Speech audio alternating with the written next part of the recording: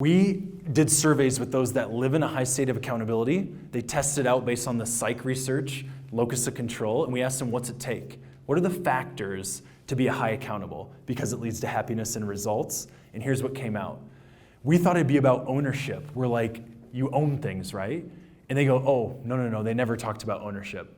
They started with 2 factors. The first one was commitment. We're like, tell us more. They said it's about buy-in. It was a personal choice I made to buy in, to do whatever it takes to get the results we were seeking. And they said legally, ethically, not hurting anyone, but I was all in.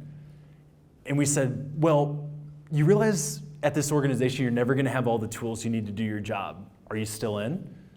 They go, yeah, that sounds like reality. I'm still in. You realize we're going to probably not have the budget you need to invest in everything you want here? They're like, yeah, that sounds like reality. I'm still in. You realize we're always going to have competing priorities and plans are going to change and you won't be consulted on every decision? Yeah, that sounds like reality. I'm still in. So they would buy in given reality. They were still reasonable about that. Then, once they were all in, then came the next factor, which was resilience. The ability to stay the course in the face of obstacles and setbacks. Now, most people think about this as if it's persistence, where you just got to muscle through. You got to do it all yourself. If it's to be, it's up to me. And what we found in the research is that the most resilient people actually do 2 things. They have the largest network of positive relationships, whether it's on social media or in their organization, and then they ask for help early and often. Not help to do my work, but tips to do my work better, faster, cheaper. What ideas do you got for me? So they were the crowdsourcers of the world. Whenever they got stuck, they'd pop into their network and say, what tips do you got for me? And they'd get 50 responses back instead of trying to do it all themselves. And then came the third factor, which was ownership. The ability to see what they did that helped or hindered in any results. And the byproduct was continuous learning. Being able to constantly be in a state of learning and see their success and failures as fuel for future success. That was the 4 main factors that came out. Now, I've been playing with this model as at our organization, a benefit we were able to get invested in for us was meditation. We could learn how to meditate. And at first I was like, I don't know about that. And then I was like, sure, I'll go to the course. It was like a 1-day course, and they said, if you meditate 10 minutes a day in the morning, it'll really help with stress. So I go, sounds good to me. How hard could it be? I teach accountability for a living. I'm going to be a meditator. 10 minutes every morning. Can't be that tough. Little did I know, I have this thing called the human condition.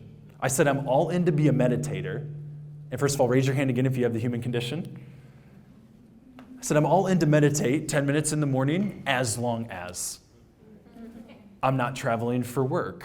I'm not nervous for my speech, as long as emails don't come in at that time, as long as I don't have a busy day ahead, as long as my wife's not mad at me. I'll meditate as long as it feels good, as long as everyone else in the company's doing it, as long as there's actually a payoff.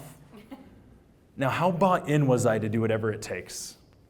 Would you guys call that buy-in? It's called conditional buy-in. Now, bringing this into the workplace, how many of your teams say, yes, we're all in, as long as, what are some of the things you hear?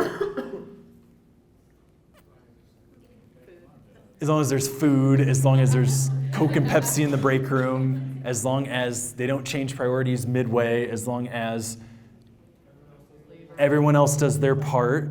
Now, can I teach you guys a quick lesson about reality? How many realities have you guys been in where there's always someone that doesn't do their part? So what's the reality that that's eventually never going to happen, or that there will always be someone not doing their part? Succeed anyway, if you want happiness.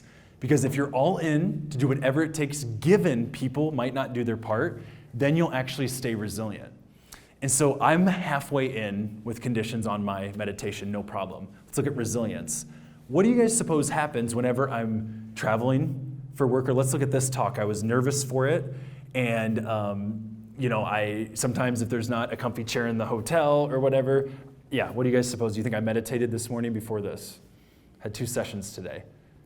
I didn't. I hit 2 or 3 of my conditions. How could I? Stay the course. I hit my conditions. Now, ownership, there's still no problem. I just was half-heartedly bought in. I didn't stay very resilient. No issue yet. Until our founder comes in, says, hey, I've been meditating. It's been a great experience. Here's what's happened for me. How's it going for you?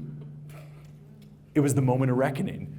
You guys, I had like this blackout. I can't quite describe, where I got all defensive. I'm like, what are you coming at me for? Are you cornering me? Are they doing it? Check with the other teams. It's not my fault. It's impossible to sit down I didn't even recognize myself. And what I learned in continuous learning is that I'm very conditional on my buy-in, not just with meditation, but many projects at work and in life. And so if I want to live in a high state of accountability, AKA tap into more happiness and results, I have to look at those conditions and remove those and say, given that these things happen, that's my reality, how could I still stay the course? Given that I travel for a living, given that sometimes emails come in, how can I still stay the course? And then lastly, I learned that ownership is really painful when you're never truly committed in the first place. And so if as you guys are coaching, you have teams that are defensive to feedback or they take things personal, you want to know why someone takes things personal? Because it is personal.